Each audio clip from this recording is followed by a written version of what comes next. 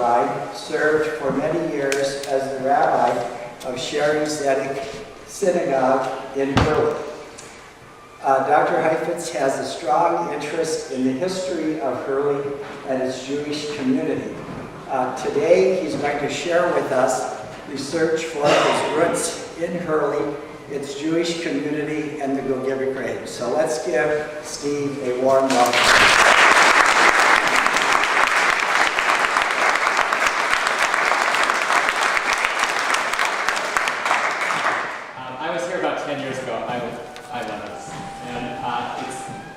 Nobody came here to hear exactly my family history, but it's a genealogy bend to the talk. We'll try to incorporate the Jewish history of the area, and because I want to thank the Smithsonian Institute and the National Archives and the way we work Gogebic Range, I'm going to try to get the idea of how people came here, at least the Jews, and working on. I suspect it applies to other classes.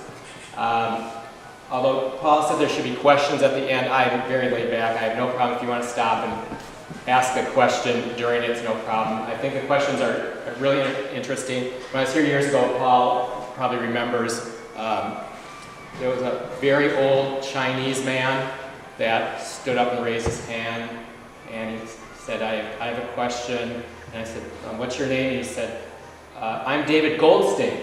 And I said, an old Chinese man. Could I ask before he said, how did you get that name? And he said, well, you know, I came through Ellis Island, and I was standing in line, and the man in front of me was in front of the registrar, and they writing down as you're entering the country, and the man had said, they asked, what's your name? And he said, my name is David Goldstein. And then it was my turn, so I stood in front of the registrar and said, what's your name? And I said, Sin Ting. I told that joke last time. I'm just trying to make the talk a little better this time. And again, I want to thank everyone. And so we're talking about working, so obviously there was judges here in courts, but none of my family was here, I hope, unless it was like for a good thing, no tickets or anything. So I'm going to give you a little bit of a genealogy bend. I have a huge family. My dad's side is from the Duluth area, and Ashland, and Minneapolis, and giant families. And we kind of know each other. They're all cousins. I don't know how they're connected. My mom's side, which is a connection here, we knew nothing. And before 2002, I didn't even care. So my word of wisdom is, at one point as an adult, I started to care. So talk to your kids. Tell them stories, videotape if you need to get the story, look at old pictures because it'll bring back memories. And if there's pictures, please write in the back who the people are. And the kids, they not appreciate it today, but they will later on. Because I didn't do that, and most of the relatives had passed away before I got there. So how did I get interested? Well, 2002, I have twins, Ian and Margot, and it was their bar mitzvah. Bar mitzvah is the coming of age at age 13 in the Jewish tradition. They go to the synagogue, they lead the service. And it's a pretty big thing. My wife's originally from New York, and there's a big party afterwards. And my wife was planning the party and said, well, afterwards we have to know who sits at what table, so I need to know who's connected to who. And I said, I don't know, they're all cousins, I have no idea. So I had to sit down with my mom and dad and say, okay, who's who, because I didn't know the connections. And after I got all that done, I thought, well, if I got this far, maybe I can do the relatives who have passed away. And that's how this story started. I asked my dad, he got a list because there had been family reunions. My mom said, there's nobody. There's nobody. I don't know. She said, everyone passed away before she was born. I said, who's your grandparents? She said, I don't know who my grandparents were. They passed away before I was born. So kind of a challenge for me.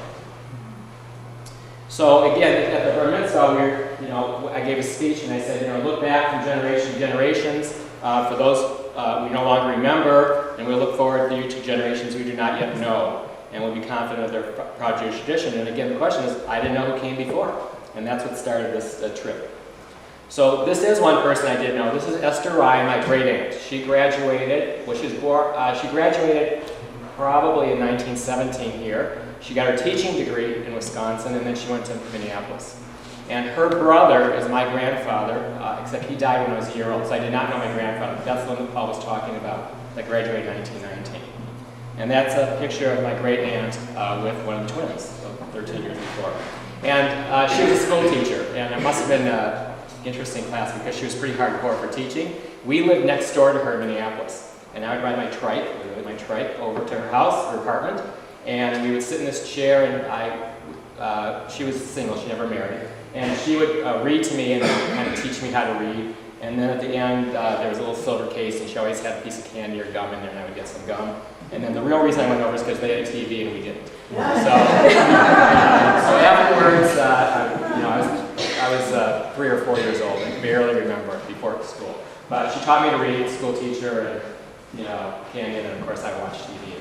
That was the issue. And there was always these two people, pictures on the top of the TV, and of course I never asked who they were. So one day I asked her, when I was a little older than 4, how old are you?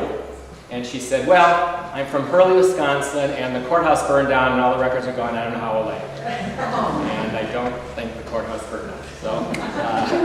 So when I started getting interested, I just started Googling, and it turns out Hurley and Ironwood have a genealogy website. And if you're interested, it's matsonwords.com. And I emailed Miss Matson, I never met her. And so I typed in Ryan, even though Ryan is my mother's maiden, R-E-I-N. And I didn't exactly know how old my aunt was because she wouldn't tell me, but I figured she had to have been here somewhere between 1892 and 1947. And so R-E-I-N, it's not there.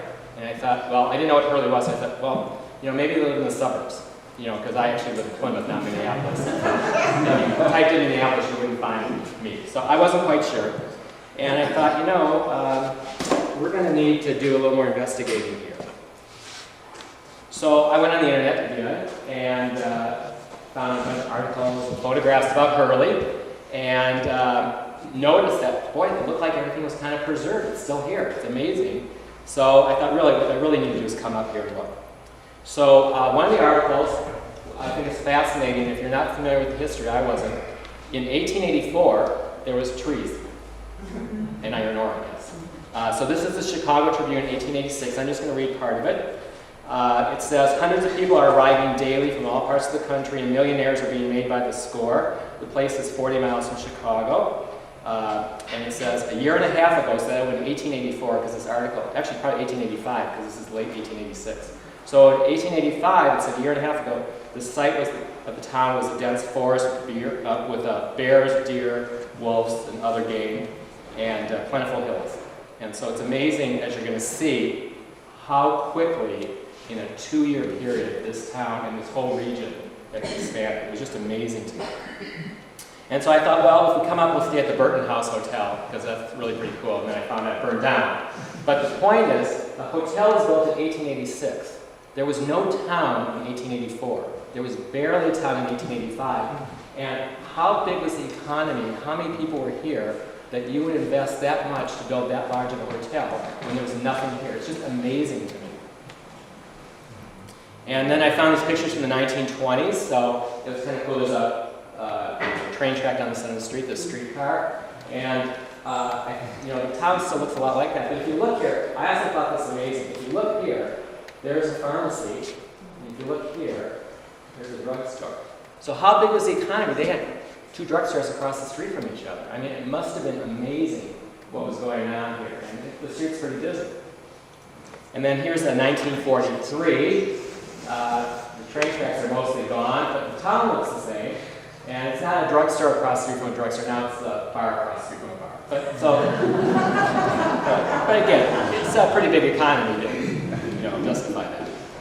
And then 1950s, and now it's kind of girls across the street from girls. But it's still the same idea, that the town looks pretty preserved, at least to the 50s, and it was worth the trip coming up here.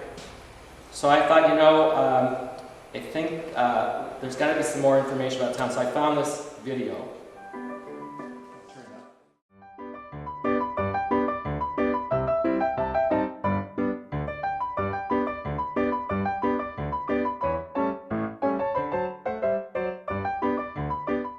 The little town would be synonymous with corruption and sin. It would become the most infamous little town in America. Throughout its history, its tales of misdeeds were front-page news, captivating an entire generation. For good or for bad, Hurley would embed itself into the American conscience. Hurley, as it was written, was one of the 3 worst places on earth, and Hurley would be the worst of the 3. By 1890, Hurley was famous for its Silver Street life. 80 taverns, 50 gambling parlors, and over 200 prostitutes plied their wares in saloons, theaters, and social clubs.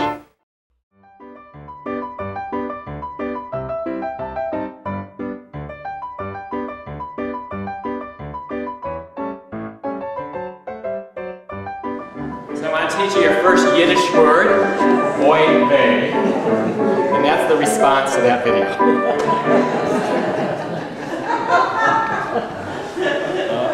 Oh my gosh, this is where my family's from. So we thought what we'd really do, my wife's right here, is we would go to Door County, and Door County is a little peninsula up here. And we thought we'd go to York County, and then on the way home we would stop in Hurley and check it out. And what you should really do, I think I mentioned this last time, was if you do something like that, the other word of wisdom is look at a map. Because here's Minneapolis, and here's York County, and Hurley is not on the way home. I didn't know.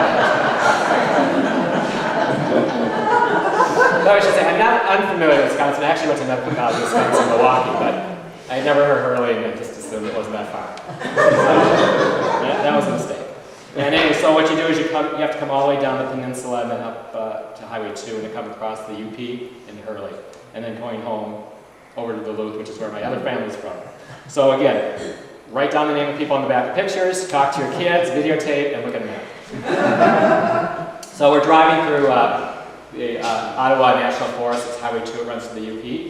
And you know what? For 100 miles, it's just trees. It's pretty amazing. No people, a couple cars. It's pretty amazing. It really is amazing. It's beautiful. And I thought, you know, I bet this is what it looked like when my relatives came here in the 1890s.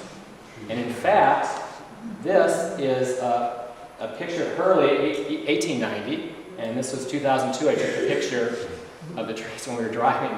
I don't think it's the exact same trees, but it sure looks pretty close, and nothing's changed. It looks beautiful, and it's just, everything's preserved. It was kind of exciting. And I said, what I'm seeing now is what they probably saw 100 years ago. And then we arrived here, and apparently the population of Hurley actually had peaked around 7,000 maybe or more in the heyday. It's coming down, and I'm not sure if this is what you want to greet you, the cemetery. And then we're not sure who we need you is, the cemetery or the city. That was what you see. And again, remember, lo and behold, I don't really know much more than that my great aunt and my grandfather were from here. I knew nothing more. So at the corner of the cemetery, which is just down the street here, we saw Sherry Tzedek Cemetery, which is a Hebrew word. I said, there were Jews here, besides my family. And when you look through the gate, you can see these two tall monuments. There's one here and here. So your eye kind of just naturally goes to them. They're in the center. And so, of course, we walked in. That's the first place we walked to, was these tall monuments. And this was the first headstone we saw. And in Hebrew, you should know, the Jews, their official name is their first name, and it'll always say son or daughter of, and usually their father, but sometimes their father and mother. It's the same in other religions. So, Erickson is son of Eric. McDonald is son of Donald. And Jews have the same thing. So the headstone will list the person's name plus their father's name. And there's a lot here, but it says, basically it says, this is the headstone of Fagel Gittel Ryan, who died in 1917, and she was about age 51, I think it says. So my mother is, she doesn't like her name, but I'll tell her anyways. Her name is Ferna Gertrude Ryan. So I got on the cell phone and called her and said, Mom, do you know who you're named after? She said, no. I said, I do. I'm standing in front of what must be your grandmother, and indeed it was. So remember, my mother wasn't born in 1970, she was born in the 30s. So remember, all of her grandparents had passed away. That's why she couldn't name any of her grandparents. So that was kind of cool, I thought. So that's my great-grandmother. And then it was kind of starting to get dark. So because we were only here for 23 hours that first visit. It was kind of getting dark, so we went over to Silver Street. And I got to tell you, this town was very progressive. I mean, we were just talking before about women's rights, and here you're honoring the women of Hurley. It's amazing. We were so progressive. And then, we walked down Hurley Street, and it's like, there's the girls' stores. You know? So I mean, we were pretty amazed. We were pretty amazed. And then we saw this, and I thought, then I remember that video. So I might have had the wrong idea about why the women were being honored, or which women were being honored. It was pretty amusing. So the next morning, this is true, the next morning we went back. So this is the cemetery, this is the bird's eye view. This is the cemetery, that was the first thing we saw with the gate. And then we went across the street to the county building, which is just over here. And we met Bob, I'm going to mispronounce it, Trazek? He's amazing. I understand he just retired recently maybe, but he was amazing. So we walked in and he said, I think my family's from here, I think they came about this year. And he said, come on. And there was thousands of books like that one. And he said, this is going to be easy because they came so early, the records are going to be really simple. So we were going through the records, and he was doing half the work, and he was trying to explain record keeping back then. And he said, you know, after we're done with the records, you should go over to the Iron County Historical Museum, which we're in. And there, we met another gentleman, his name was Carl, I suspect he passed away. He was a volunteer here, and he said, tell you what, go upstairs, walk around the building, there's amazing things, and I will look in our records and see if I can find anything about your family. So he did that, and he also said, you know what, you should also go down to Silver Street and meet Paul Sturgill. And I said, who's Paul Sturgill? And he said, he's a lawyer. And I'm thinking, like, am I in trouble? I mean, you know, but anyways, it turned out a friendship. I met Paul in 2002. We've been friends. He's been to our house. He's been to Minneapolis. I've been to his house. Amazing. Everything falls in place. This story is going to be unbelievable to you, but it all fell in place. I usually exaggerate my stories. It's not so much. So anyway, that's how I kind of had that first trip. And so because we had the headstone with the name and the date of death, Bob over at the county pulled out her death certificate. And in the death certificate, it says she's Mrs. Moses Ryan. I guess they didn't honor her because they didn't give her a first name, but we know it's her because of the death date. So her husband was Moses, and on it lists her father, Israel Feinberg, and her mother, Mary Feinberg. And so that's my great-great-grandparents. Yeah. So my wife, who's right here, said, wait a minute, I know that name, Mary Feinberg. I said, how could you know that name, Mary Feinberg? We didn't know any of these people 12 hours ago. She goes, no, I recognize that name. So we ran back to the cemetery, which is across the street. And remember that other tall headstone, the one right next to it is my great-great-grandmother, Mary Feinberg. And because headstones have the father's name, it said daughter of Shalom. And so then we had her date of death, so we went back to see Bob across the street, and he pulled out her death certificate, and there her name was Merowitz. So that's pretty amazing. So my great, and great. A lot of greats. There are a lot of great people in my family. And they're all buried here. And then Bob actually found some records, and he found the deed to the house that Moses Ryan, who had been my great-grandfather, bought. He bought it in 1893, and he bought it with Morris Feinberg. Now, we recognize the name Feinberg because that was the headstone, but we didn't know who Morris was. And Morris just says we're not married. And we didn't know much about it. And then Bob said, you know, that house still exists. It's just down the street. So we walked over, and actually, we just passed it on the way over. It's for sale. I think, maybe putting an offer in. I just noticed it for sale. So that was pretty neat. And this is the house, except I just thought today it's brown now, or tan, but it's still there. And then Bob said, well, this is kind of interesting because Moses Ryan bought additional property in 1902 next to this building over in 4th and Division. But I don't see that he sold the first house. And couldn't figure out why would he buy a second piece of land when he hadn't sold the first one yet. It was kind of a bit of a mystery. But then we drove over and the building's still there. So also when we came here, you can see the same picture. It's a map of Hurley in 1886. And again, I want to point out, it was trees and bears and deer in 1885. That's amazing to me. So what went on here? I mean, the work, it's obviously going to be work. It was the mining. And I kind of circled a couple names that sounded Jewish, and they turned out they were. So there was a fair number of Jews here already in the first couple of years. And then, the Montreal River and Ironwood's right next door, if you're not familiar. So this is that house at 201 Copper Street that Moses Ryan lived in. And it's there in 1886. So it's already on this map. It's on that corner. And then he bought that second property at 4th and Division, but there's no house in 1886. So I'm thinking, well, maybe he was upward mobile, and he was doing better, and so he wanted to get a house in the suburbs or out in the country or something, I don't know. The house was there in 1886. And then, as I said, we came here, and then that's where Carl found all these records, and it's the building we're in right now. And you came in through this door right here, and the horses came in right there. It's the fire department also, I think. That was 1893, and this is what it looks like today. And again, my Aunt Esther, who said the courthouse burned down, she would be amazed that you guys built it exactly the way it looked in 1893. It's amazing. And just to show you that everything's preserved and time stops, look at what time it is in 1893. It's 8:15, and totally by coincidence, look what time it is when I took the picture, 8:15. It's amazing. Time stops.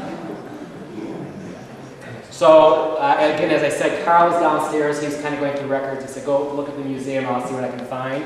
And so we meandered through and we came here, because this is an amazing room.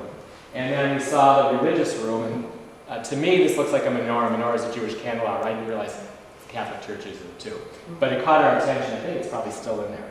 And so we walked into that room amongst the museum, and as my wife's going one direction, I'm going the other direction, and I see this on the wall, the picture's still on the wall. And I said, oh my God, I can't believe it. Andrew's my wife's, well, of course she didn't know my aunt because I was a kid then. And remember that picture that was over? Yeah, it's amazing. And this is not only a preserved town, this is a very trusting town, because I took the picture off the wall and took it out and looked on the back, because I said right on the back of pictures, this is what was on the back of the picture. Reverend Moses Ryan and Fanny Ryan, he was the rabbi of Sherry's setting from 1893 to 1921. So I said, my great-grandfather was the rabbi? They had enough Jews to even have a rabbi at the synagogue? That's amazing to me. And it says Mrs. Ryan died in 1917, was buried in the cemetery, which we discovered, 5 hours before I took this picture. Just amazing to me. And then Carl, after we got downstairs, Carl said, there's a WPA book. I mean, you probably remember the WPA. My kids won't remember it. Work Progress Association, where they were making work during the Depression. So there's a WPA book downstairs on the history of Iron County from 1937, and there was a chapter on the Jews, and in it was a reference to this article from the newspaper. And it said, this is 1921, after more than 30 years of working among the Jewish people of the Gogebic range, and continuous residence in Hurley, Rabbi Ryan severed his connection with the local synagogue and left Thursday with his family for Minneapolis, hence that's where I came from. And was given a charge there. He departed, regretted by the congregation. Farewell party was given in honor of him at the synagogue on Sunday. So again, there was a synagogue, by Morris Shear, and I think there's a Dr. Shear window downstairs. I think it's the same Shear family. And other addresses were given by Jake Pearl, Louis Ladden, H. Sell, and B. Hummel. It was well attended from Ashland and Bayfield, as well as other towns throughout the Gogebic range here. And Rabbi Ryan was presented with a handsome gold watch by the men of the congregation and a silver cigar holder and gold fountain pen by the women. So that was kind of a nice tribute. And then there's another picture here somewhere of this, and this is a picture taken from this building looking out over Hurley. And it says something about the world's record for the longest scaffold, and I don't see it in there. I keep looking at this picture and I don't see the scaffold, but what I do see is the synagogue. And the synagogue expanded in 1990, and I talked about that a little bit. But so I circled the building. It's a pretty large building for the town. So I mean, it's probably a sizable community. And the picture was taken before 1919 because after 1919 they expanded the synagogue. It had one more window and they added to it. So this is before the expansion. So I mean, the town's pretty big by then, and there's a community. It's a pretty large building, so there must have been a community here. And then we found, this is the picture of the synagogue. Now this is after 1919 because you can see here, there's a fifth window and you can see the shingles. are different colored. So we know this picture is probably right around 1919, 1920. It's also interesting, there's a sidewalk, but there's no street. I'm not sure why they did that. And so my wife said, wait a minute, I know that building. Wait a minute. I have to know that building. That building can't even be standing anymore. It's a wood building. She says, no, I know that building. And sure enough, remember they bought additional property in 1904? And it was behind us. So the building is still there. And now it has a plaque on it also. If you look closely, even though this is amazing to me too. Look at the building over here. And then here, it's the same building, they just added another floor. The house. Now I'll tell you actually what he ended up buying, we figured out, is it's a lot right behind this building. I'll show you in a moment what that lot was.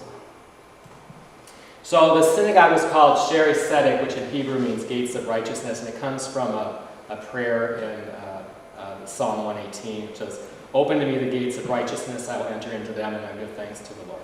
And that Sheri Tzedek means gates of righteousness, or gates of strength. That's where the name came from. So this is the 1919, 1920 Jewish yearbook. Because every year back then they would publish historic events, the Jewish community across the United States. And so this is the first page from Wisconsin. And there's actually something to be gleaned here, a couple things. One is, if you look here, it says Hurley had a population of 300, and the Rabbi Ryan spelled wrong, but that's my great-grandfather. So there was 300 Jews here, there was a congregation here, which we now know. And if you look, Madison has a smaller Jewish population, and Kenosha has a smaller one, La Crosse has a smaller one. And what happened is, 1881 was a sentinel year for the Jews coming over. We'll go into it a little more, but a lot of the Eastern European Jews came over after 1881 because of trouble in Russia with the Tsar. And what year did all these towns start in Wisconsin? Well, the upper part started about 1884, 1885 with the discovery of iron ore. And so it just fit that that's when the Jews were starting to come over. These are new towns, new jobs. And again, what's our theme? The way we worked. So I think that the community was bigger here because that's where the jobs were. The towns were starting out, they were brand new, and they went from 0 to 7,000 people, per town in a matter of a couple of years. So I think that's why, if you look here, the northern towns have bigger populations than the southern towns. And Appleton, has anyone been to Appleton? Anyone know Appleton? So there's a synagogue in Appleton called the Zion Congregation, and in 1920 at least, there was only 140 Jews. They had 2 synagogues, and there was only 140. There was one synagogue here with 300. And is anyone familiar with the rabbi back then? Anyone familiar with that? Actually, probably. Well, his name is Rabbi Meyer Samuel Weiss. Does that ring any bells? His son is Eric Weiss. Does that ring any bells? Oh, Houdini. Harry Houdini. Yeah, so Harry Houdini's father was the rabbi at Appleton. Harry Houdini's real name is Eric Weiss, and he changed it. That escapes me. But it was tough to escape. And also we found, this is the deed for the land for the synagogue building at 400 Division Street. And I'd like to make a joke that I guess land was cheap in the 1890s because at $125 they bought the plot. And I'm sure, as I said last time I was here too, I'm sure if it's like every church, there's probably a building fund and everybody complains it's too much money. And then also, Paul actually helped me. There's the cemeteries around the corner here. And it's interesting, the cemetery, the documents from 1938, and it was only $1. And so what happened was the record keeping wasn't so good way back at the beginning. And they probably could never find the original deed. So the common thing was, you give me $1 and I'll write you a new deed. And that's how it was done. So apparently the Jewish cemetery wasn't owned by the Jews until 1938. I think it's just a record-keeping thing. So again, we were here for 23 hours in 2002. I went home, and I was like, oh my God, this is so exciting. I wrote a story, which I'll show you in a moment. And I started digging through my great-aunt yesterday. By now she's passed away because I didn't think to ask my great-aunt, anything more than, how old are you? And I got an answer that didn't make any sense.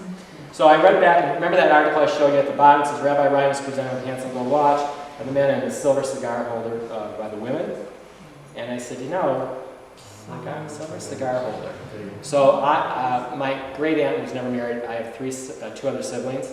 So we kind of just divided my aunt's stuff, and ours was in a box in the basement. So I went down to the box in the basement, and I found this, and I turned it over, because this was always the bottom.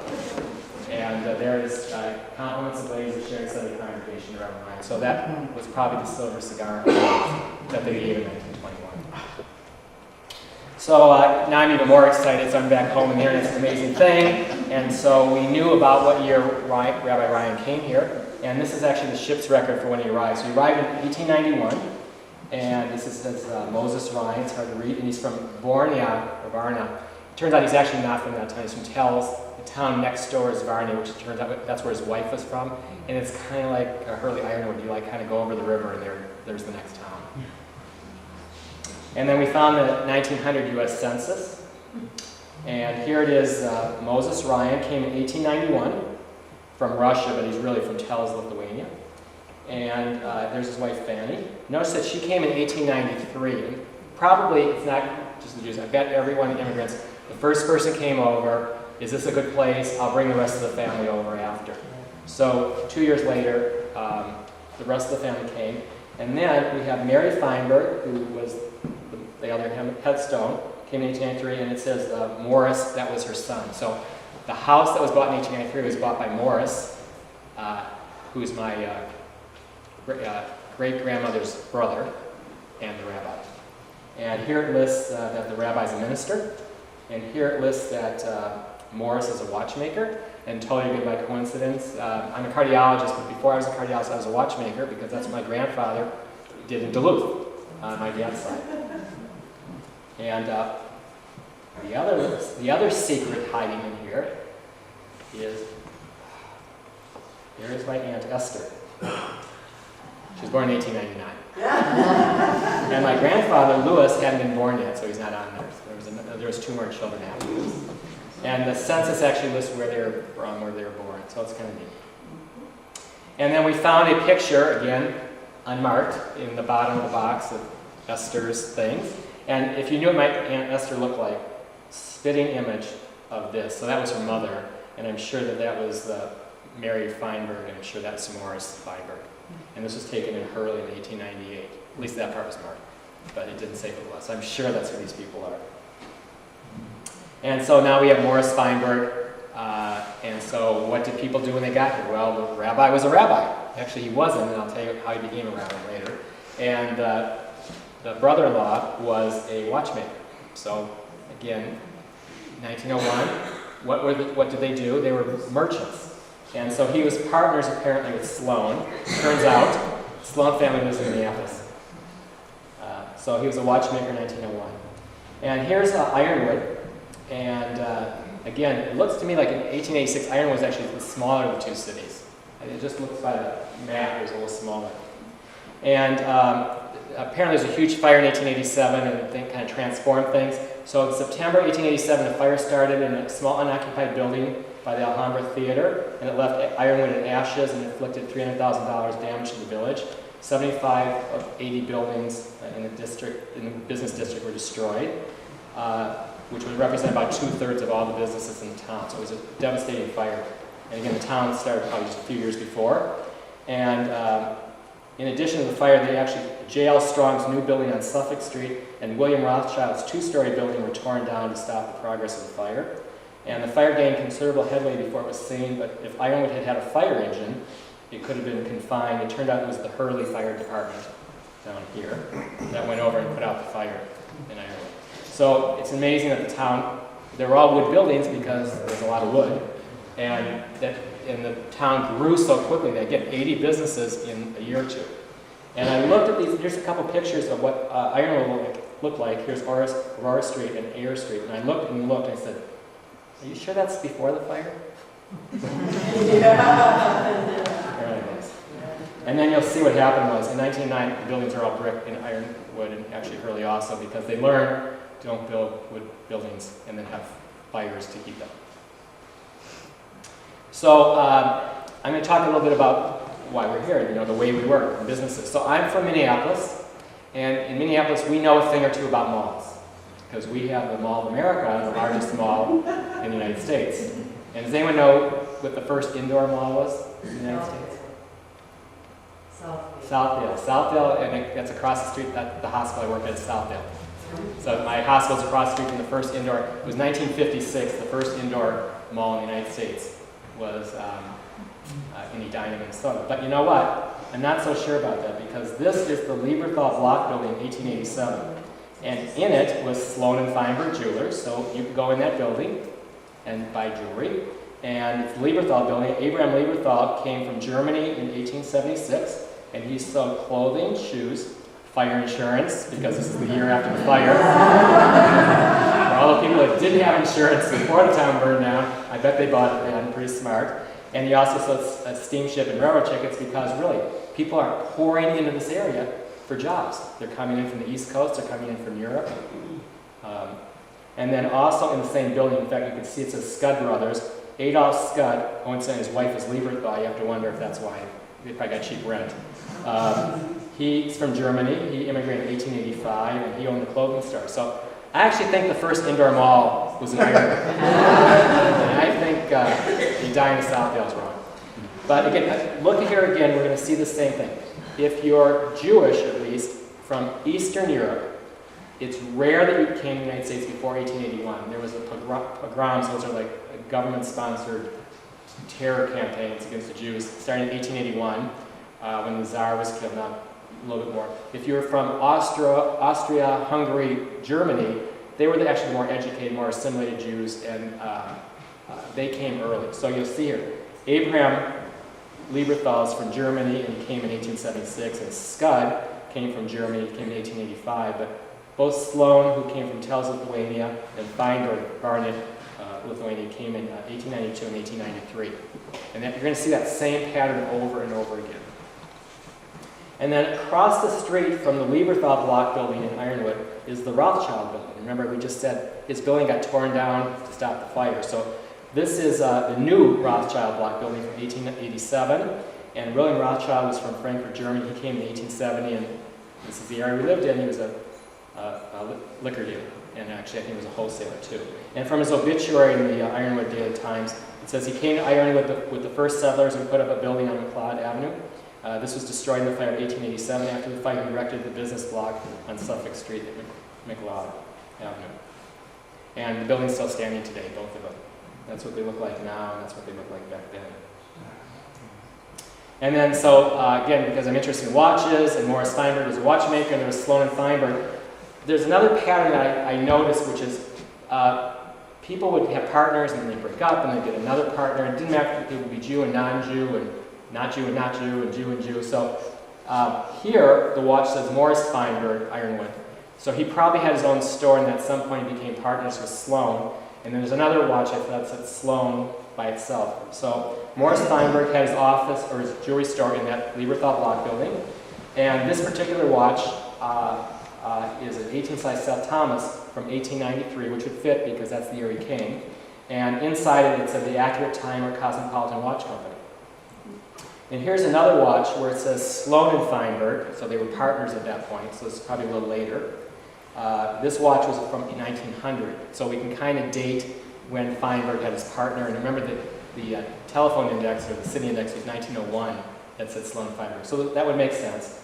And this watch on the inside says the Accurate Timer Cosmopolitan Watch Company.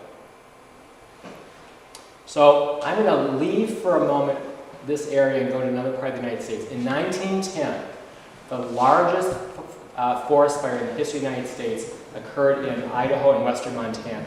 It was called the Great Fires of 1910. There was a book about it, when the mountains roared. And they had crews logging. It was a logging area, and they'd have separate crews in the area. And one of the crews was at Setzer Creek, and Devitt, Mr. Devitt was the organizer of that crew, or the head of that crew. And unfortunately, there was about 70 men working at Setzer Creek, and they were told there's a fire coming, get out, but 28 of the men could not get out, and 28 were burned beyond recognition a few hours afterwards. They were all wrapped in blankets and sewn in heavy canvas and buried where they were burned. It's really unfortunate. It's really very unfortunate.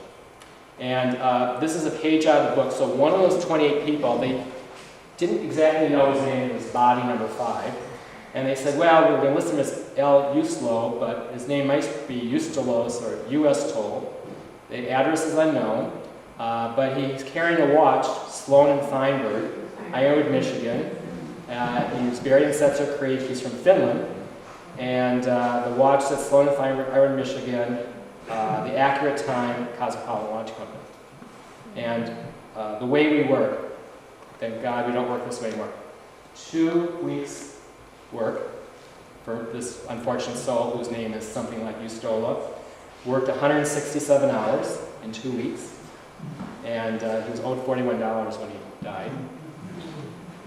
But I guess they didn't have the internet in 1910 because it took me 5 minutes to find Sam Ustola in 1910, who lives in Ironwood, and he's from Finland. And although I don't think that's exactly him, I bet it's his relative. And does anyone know if that family's still, I don't know if that family's still here now, because they're owed $41. So I think it's got to be the same family. The name is so close. So that's just amazing. So apparently there weren't enough trees here, and he had to go to Idaho to get a job. So speaking of jobs, remember I showed you that there was 2 drugstores across the street from each other and then a couple bars across the street from each other? Well, there's a lot of jewelry stores in this area too. And again, why was there a lot of jewelry stores? Because who came here? A lot of single men to do logging, mining, and then they're going to want to, the population grew, and they're going to want to get married. And what happens when you get married? You get wedding rings, and you buy gold watches and jewelry. So there was a lot of jewelry stores.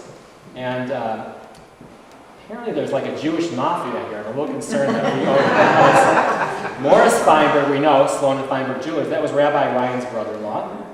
And Ed Ryan owned Ed Ryan Jewelers, and that was the rabbi's son.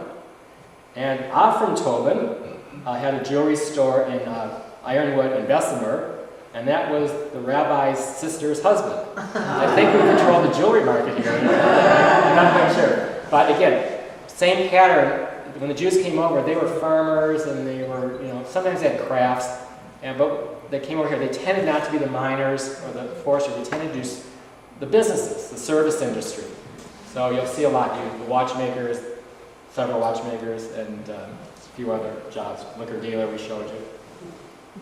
And then I noticed something that's just not a whole lot to do with what you would be interested in. But so Morris Feinberg from Sloan Feinberg Jewelers had his office right here, and he married Sarah Rothschild.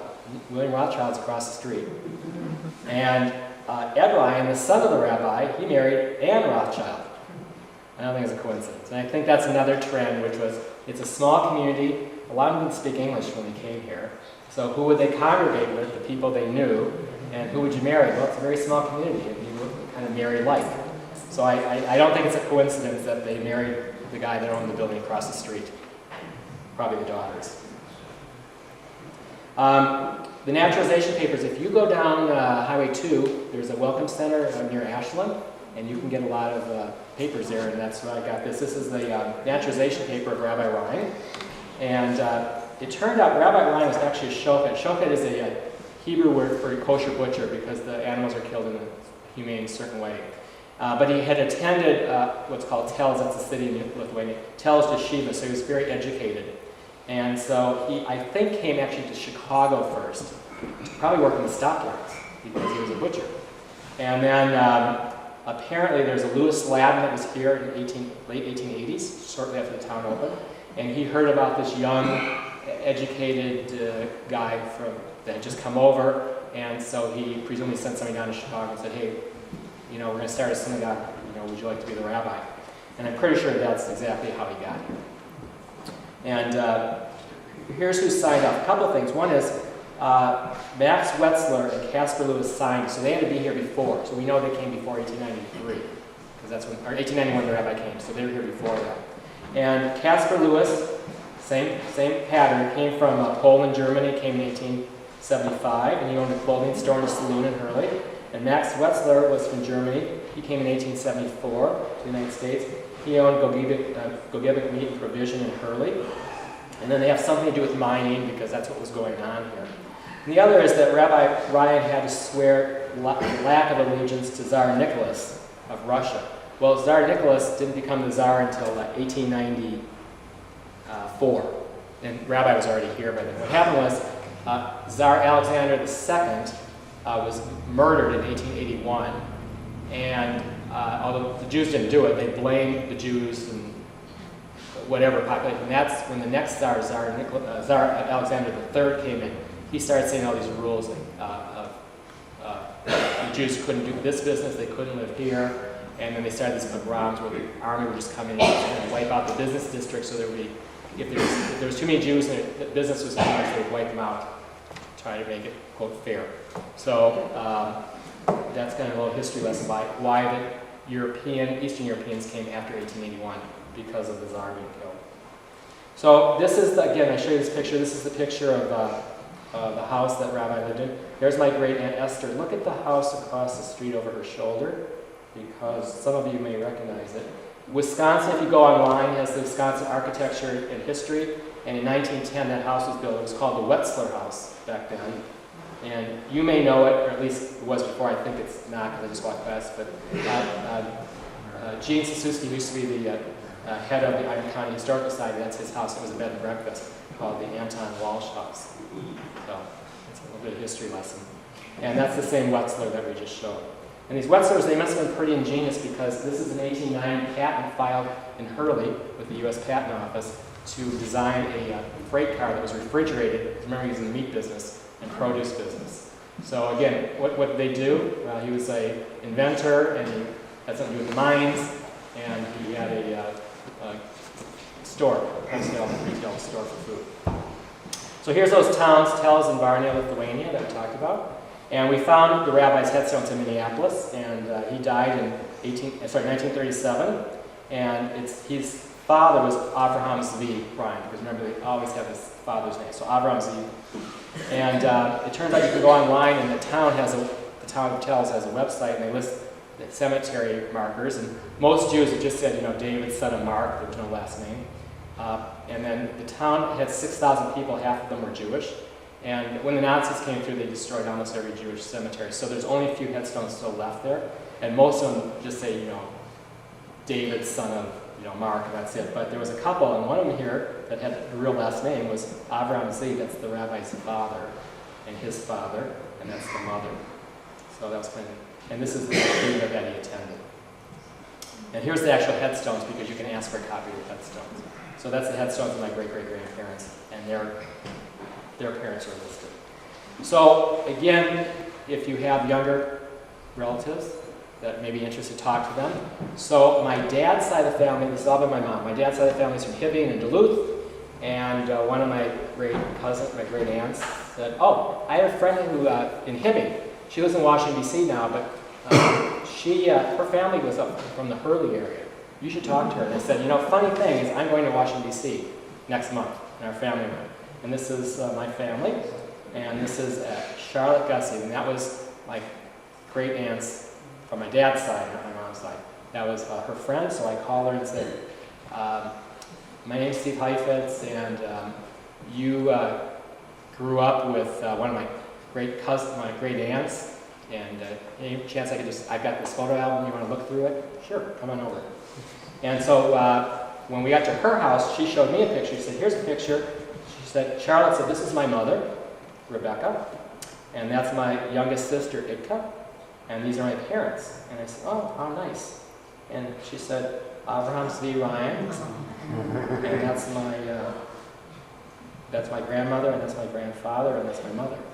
We're related, but because the last names were different, we didn't put two and two together.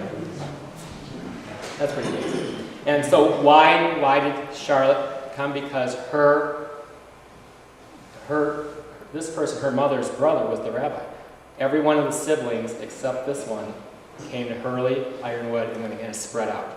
And the last one stayed in Europe.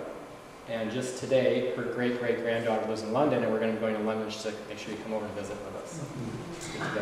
I showed you this already. This is the 1900 U.S. Census, and there's tons of information.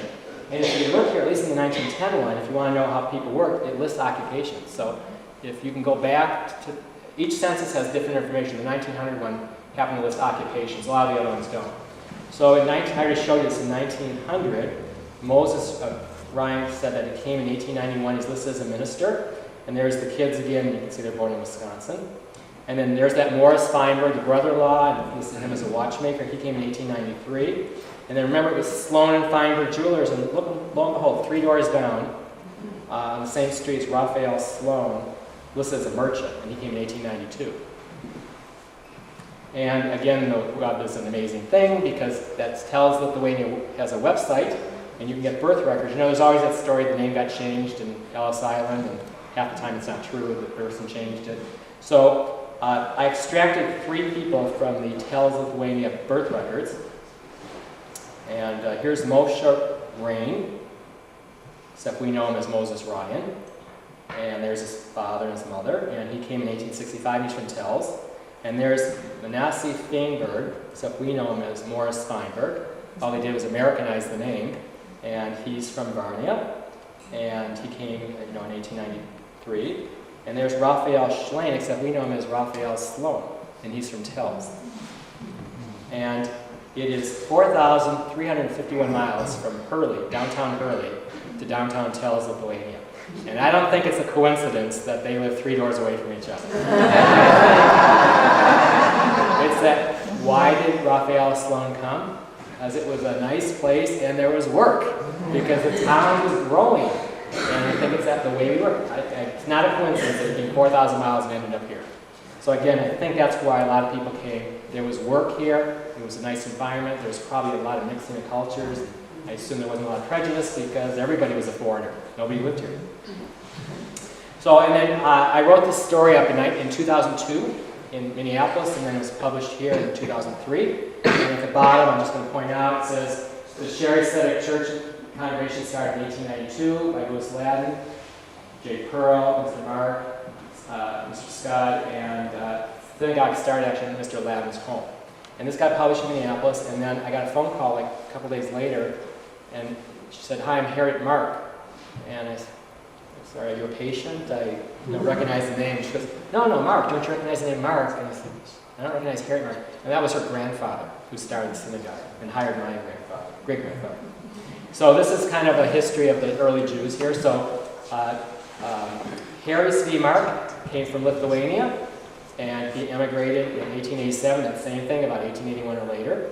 And Sam Lewis is the first one, and he went to Superior, Wisconsin, and these were uneducated people, they didn't have a lot of talent, so they were like a picker, like American pickers, and they were just picking up junk. And he worked at Mark and Karen, he started, and then his son is S.L. Mark, who had a scrap store over in Ironwood, and interesting, he married Karen, so I'm sure that's the connection there.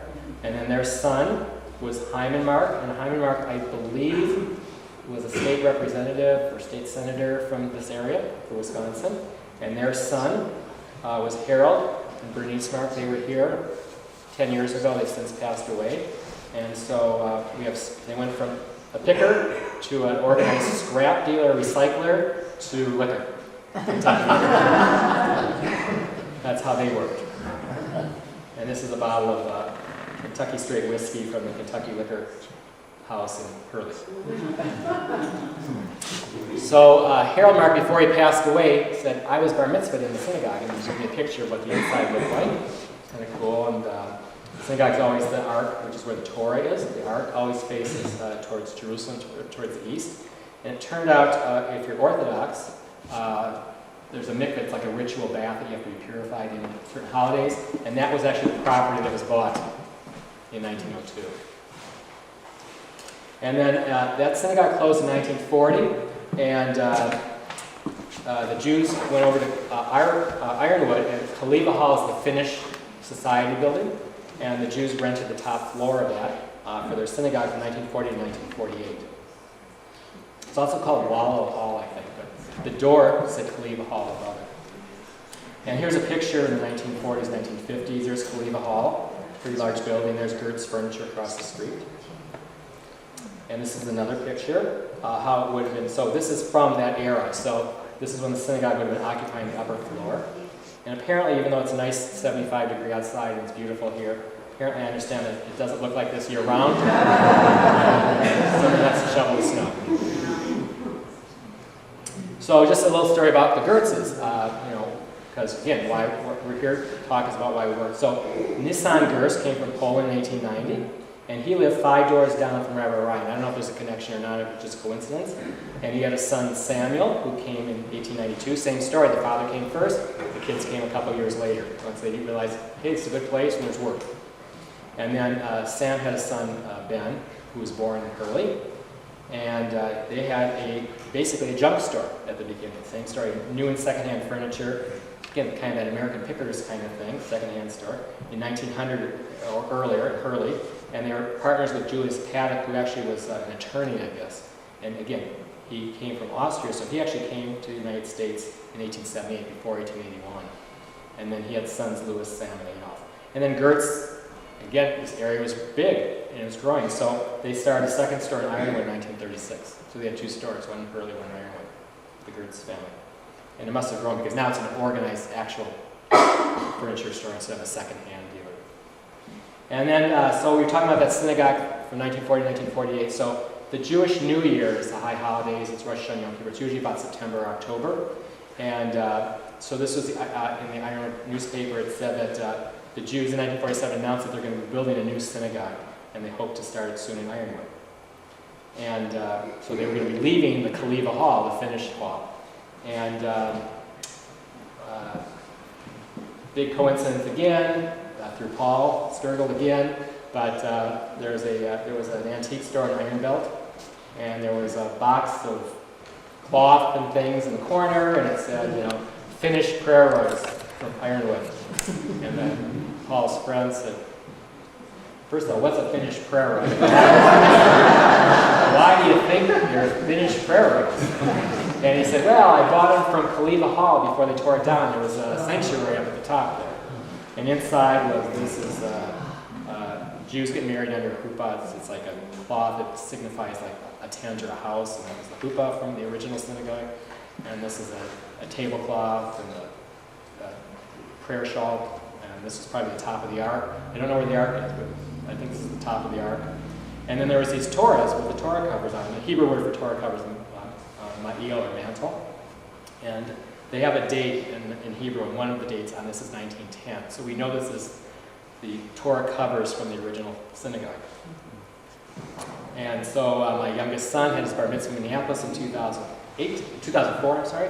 So we drove up, by the way, the Torah covers in there if you want to look at one of them. And so he came up and I said, because I built this way, can I borrow the Torah cover? He said, sure, come on. So I came up and my son used the Torah cover at his bar mitzvah. So it's his great-great-grandfather, his great-grandfather, not my mom, and then he got to use it for his. That was pretty neat. And again, that's all the cloth and things I put in the display. You're welcome to go in there and take a look at it.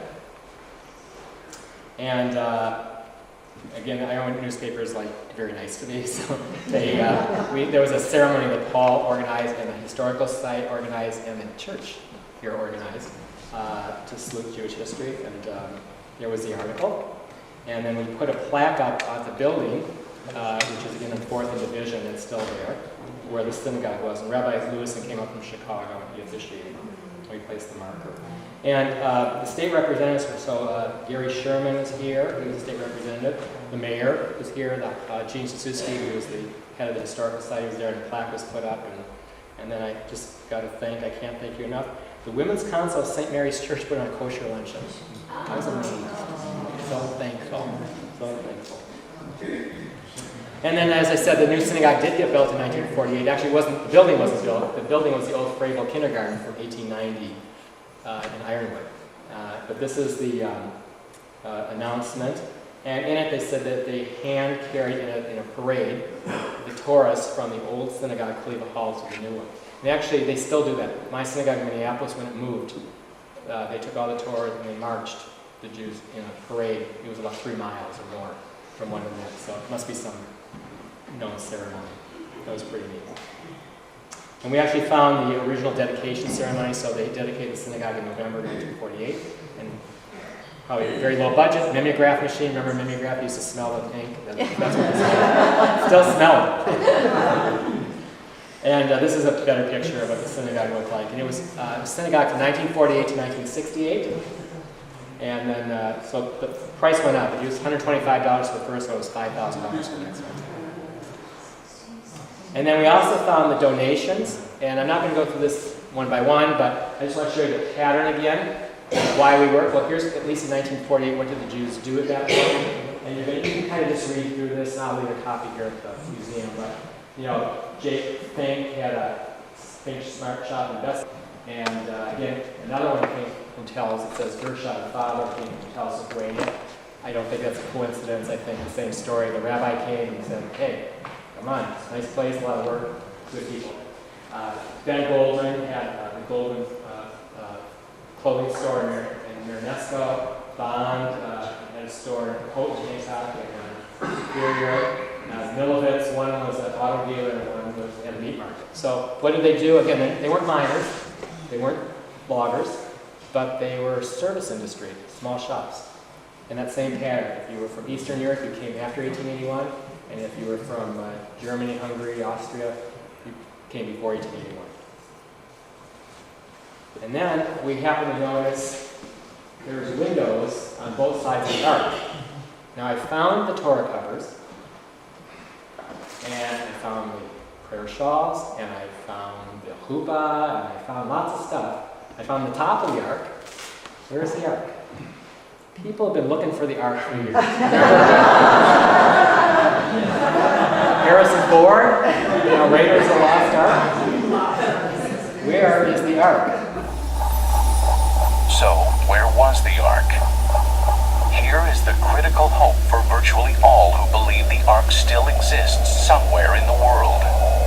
Somebody was sharp enough to smuggle the Ark out of the temple before the danger came to a head. Some have suggested that priests hid the Ark under the mount. And there is a passage in the Talmud saying the Ark was hidden in its place, wherever that might be. This is found reason to look for the Ark as far away as Ireland, Japan, Utah in the American West. Tangled webs of intrigue, clues left in church windows, the writings of ancient knights have had people scouring the globe for the Ark. But is it possible that it has been hiding in plain sight almost since its earliest days?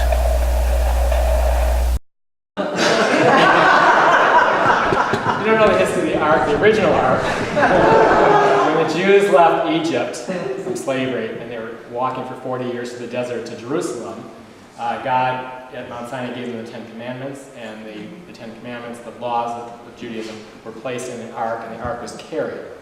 And it was a big box with gold, and it's described and handles, and it was carried, and it was brought to Jerusalem. It was in the first and second synagogue, and they were destroyed, and then all of a sudden it disappeared from history, and that was the whole thing about Raiders of the Lost Ark. So the Ark is what carries the laws, the Torah and the commandments. So where was it? At the end of it, it said, maybe it's been under our nose this whole time. Or something.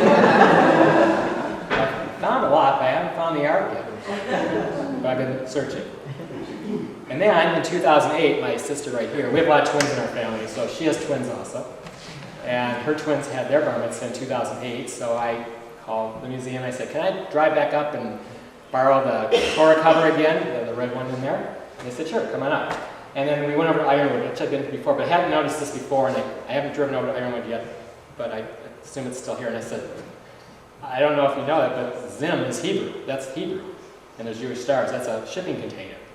And it's like, what is a shipping container from a company in Israel, based out of Haifa, Israel, doing in Ironwood?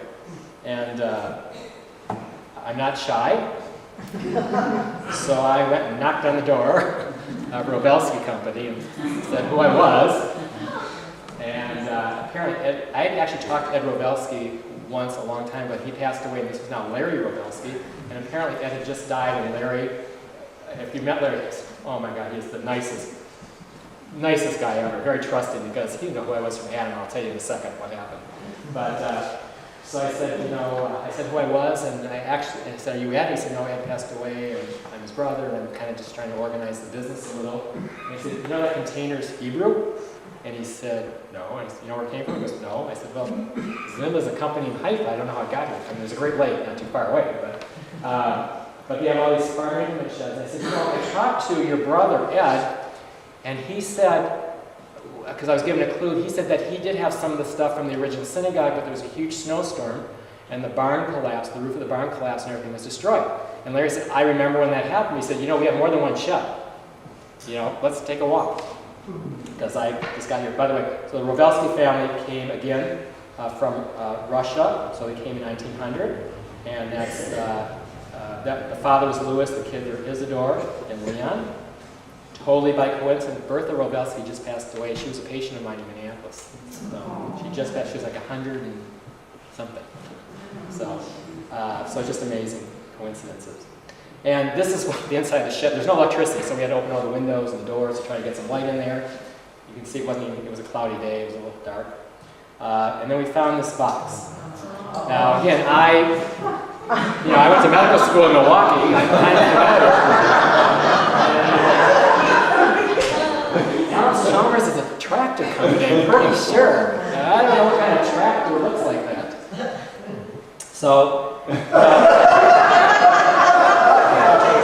the Old Testament, the Jewish Bible, the Old Testament, in Exodus, it says, they shall make an ark of acacia wood, 2.5 cubits long, 1.5 cubits wide, and 1.5 cubits high. It's like the dimensions of the box. And here's the classic description of the ark, and I think Harrison Ford was in the wrong country. It was here. It was the Rovelski shed. So we opened it, and this is what we found inside. And that's the Torah, which was inside the ark, which is where the laws are supposed to be inside the ark. And so that was news too. So again, the Torah is basically a book of laws, 613 laws about how to live your life, and I couldn't think of anyone else first to go to except a lawyer to show what I found. So this is my sister's kids, and they're now using the Torah cover and the Torah for their bar mitzvah. The Torah had been lost for 40 years, same number of years it was wandering in the desert. And it was the first time it had been used in 40 years. And so again, we found, that was the list I showed you earlier. I'm not going to put names. But I want to show that we saw this now. A mantle is the Torah cover of the coat, and it said 3. And it's circled 3. And it says colored in white. What happened is on the high holidays, which are Rosh Hashanah, Yom Kippur, our most holy days, kind of like Christmas and Easter, they changed the synagogue over, and the rabbis, the priests would wear white. They changed the Torah covers from the everyday one to white because it's supposed to be purification. So that's why there's 3 colored and 3 red. And lo and behold, Larry called me right after this and said, I think I found something. And there was the second Torah.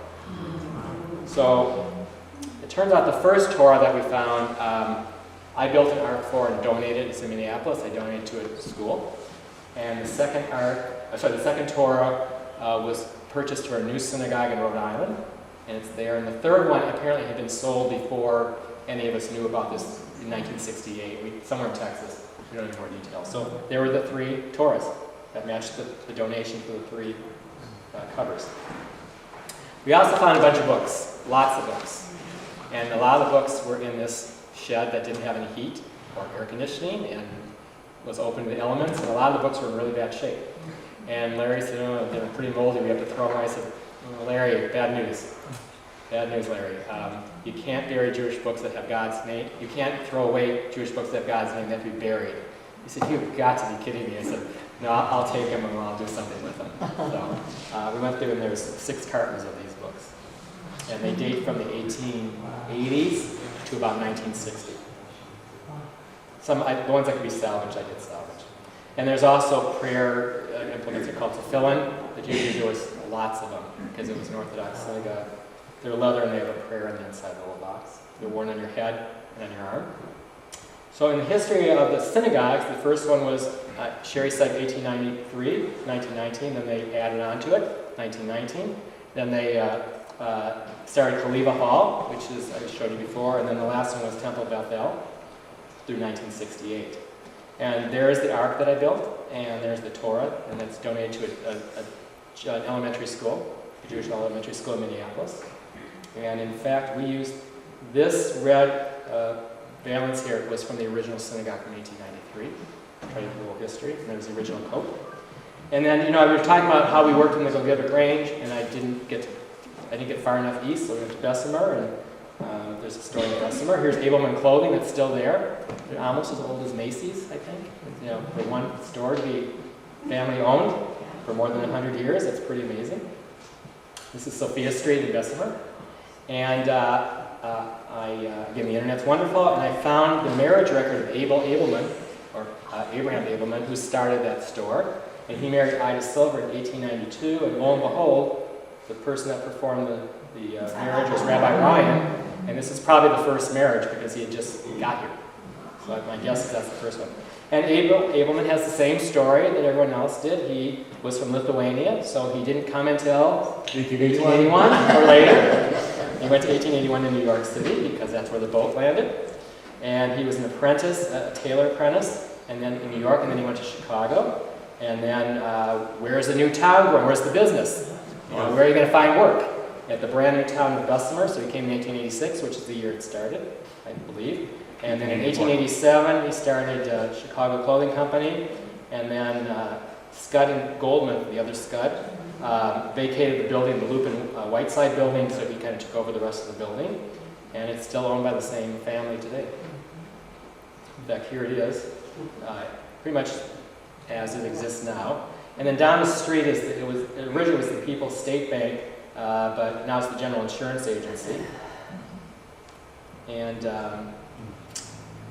there's a Jewish word, Megillah. Megillah means story, but it does mean story. But it also used kind of sarcastically, like me. So a story that won't end. You just want to get to and you say, look, I don't need to hear the whole Megillah. It's like I don't need to hear the whole story, but unfortunately I like to talk. So it turns out the Megillah Esther, the story of Esther, was in a safe in that bank building for I don't know how long. It was founded in 2010. People's State Bank? It's People's State Bank, but now it's the General Insurance Agency. I don't know how it got there. It was from Sherry Sedek. And in fact, Louis Ladin, who was actually, remember, he started the synagogue in his house and he hired the rabbi. The Megillah was found with this note wrapped around it, and translated, it says it's a memorial to Mr. Ladin, I think it was Ladin. May he rest in peace because he died. And I guess this was donated to the synagogue in his honor. But the Megillah is from the 1800s. So I don't know where it was from 1800s. But in 1952 it got donated. And then in 2010 it was found. And so this is Mr. Ladin, and the same story again. He immigrated from Lithuania in 1888. So Bessemer and Ironwood and Hurley were already up and running by then. And he started a furniture business with Sellen. And this is from the 1901 Ironwood City Directory. And there's a couple of pictures of Mr. Ladin, probably when he hired my great-grandfather, the rabbi, and sure, I think in older age, I don't know when he died. Well, he died in 1952. And again, in that long list, I'm not going to go through it because you don't need it, but you can read through it. It's the exact same pattern.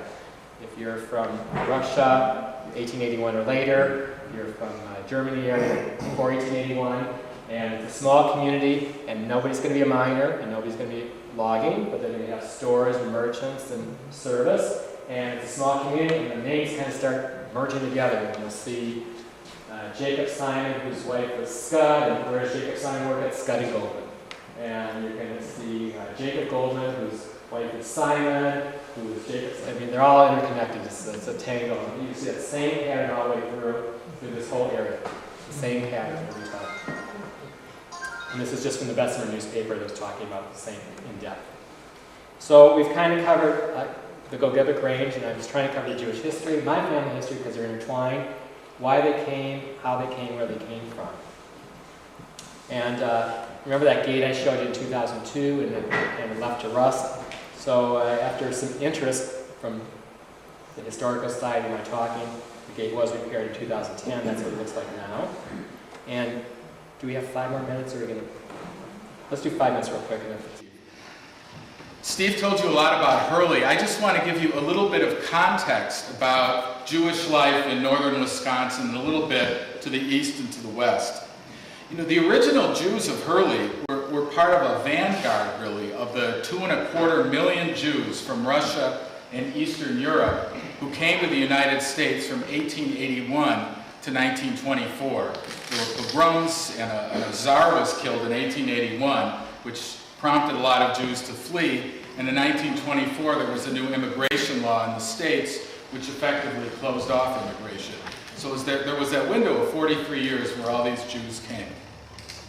It's interesting that Jews came to northern Wisconsin really before they came to a lot of the southern Wisconsin cities. And I should say, I'm talking about Russian Jews. There were German Jews who came from the 1840s to the 1870s. But really the first Russian Jews came to places like Hurley and Ashland and Superior. And they came clearly because there were jobs. These were people who weren't necessarily skilled, they didn't know the language, and they came where they could work. So they came up here. Many of them were peddlers, going from home to home and town to town. Others were scrap dealers. Jews really helped invent the scrap business, I think. You know, picking up rags and picking up scrap. And I've met non-Jews all over Wisconsin who've known Jews who, you know, come out to the farm to pick up the stuff. And eventually that became, of course, the recycling industry. So Jews were up here first, and in fact, the synagogue here in Hurley, which was started, 1892, 1893, is one of the oldest, was one of the earliest Orthodox synagogues in Wisconsin.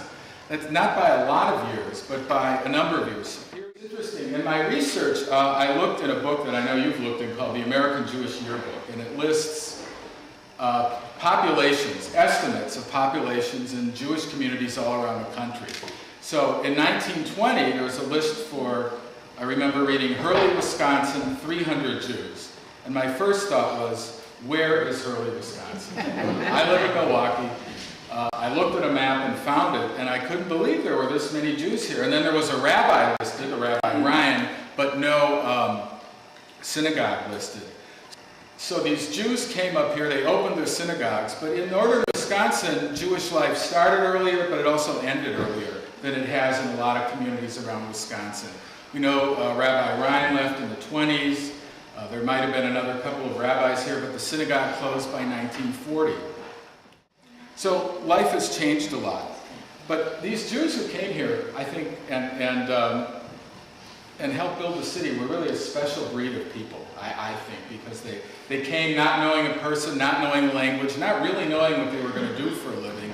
And they came up and they joined in communities and helped build them. It's, I think, a great tribute to Hurley that the Jews felt so welcome here, that they stayed for so long, and that they were so comfortable and really a part of the fabric of the community. Well, this kind of life ended fairly quickly because, you know, there's like really only a 50 or 60 year run of Jewish life here. Because frankly, in the small towns, Jews can be considered like the economic barometer. Most Jews who come to small towns in the early 20th century were merchants. In fact, there's a new book that comes out and definitively shows that by Professor Leishai Weisbach. So they were here when there were people to sell things to, and when the economies changed in these smaller communities, well, in general, the Jews would leave and look for other opportunities. But, you know, while things were really humming here, the Jews were, from what I can tell, a big part of this community. And this time will be remembered, this time of great Jewish settlement in Wisconsin, not only because of what the Jews did, but because of what communities did to help them feel welcome. And I think this weekend's events go a long way toward remembering this very close relationship that Wisconsin and its Jewish population had. Thank you very much. So that's really the story. I can't remember who sent me this picture. It's a beautiful picture in this winter of the gate. And just as a quick note for tomorrow, we're going to be burying those books that we found over there. You're welcome to come. It'll be about 10 o'clock tomorrow morning. So this was the article. What prompted this was, again, Paul, the the Hurley newspaper has an article 100 years ago today. They run every week. And this was the article in the corner. And turns out by the Hebrew year, this is the 100th anniversary. So, and I was going to do it in the fall, in October. Jews traditionally, they bury the books right after the high holidays because that's, I guess it's the ceremony of Simchat Torah is the holiday to celebrate the Torah. And so it's really common if you're going to bury books, you do it at the high holiday time of Simchat Torah. And that turns out that was the date of Simchat Torah. I looked up the date in the Hebrew calendar that year. And this is the 100th year. And we were going to do it last fall, but probably, remember, 4 feet of snow hit Hurley the next week. And they said, don't come. And this is the plaque that's on the sign. And again, I want to thank everyone. And I'll take any questions.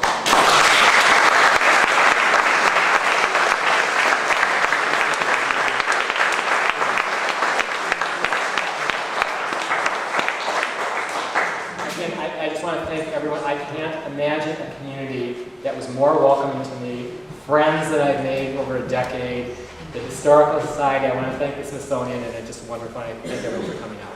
Thank you very much, Steve, for a great presentation and a lot of history of Hurley and the Gogebic Range. We have for Dr. Heifetz, as part of an honorarium, a copy of Come and Get It, written by Ferber, who is also Jewish, who is from the same town as Harry Appleton, and he wrote a book about the early days of Hurley. Now, after this, we're going to have a reception right here, catered by Diane Alexandroni, who's part of the same group that did the reception back in 05. Thanks again, and thank you all for coming and learning about this aspect of our history. So, thanks. If you have any questions, I guess we can take care of those.